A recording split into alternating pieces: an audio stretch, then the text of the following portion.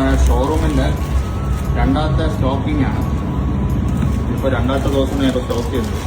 First day ഇരിക്കുന്ന മുണ്ടൊക്കെ നമ്മൾ stock ചെയ്തു. വിഷു കണ്ടിട്ടുള്ള മുണ്ടാണ്. ജസ്റ്റ് കുറച്ച് സാമ്പിൾസ് മാത്രമാണ് ഇപ്പോൾ എടുത്തു വെച്ചിരിക്കുന്നത്. കുറച്ച് സാധനമുള്ളൂ. ബാക്കി എനിക്കിവിടെ ഫുൾ ഹോൾസെയിൽ ആയതുകൊണ്ട് ഇതിൽ ചെയ്ത് കാണിച്ചിട്ട് എനിക്ക് സാധനം ഉടനെ കിട്ടും. കാരണം എനിക്ക് സ്വന്തമായിട്ട് ഫാക്ടറി ഉണ്ട്. അപ്പോൾ അവിടെ നിന്ന് എല്ലാം കിട്ടും.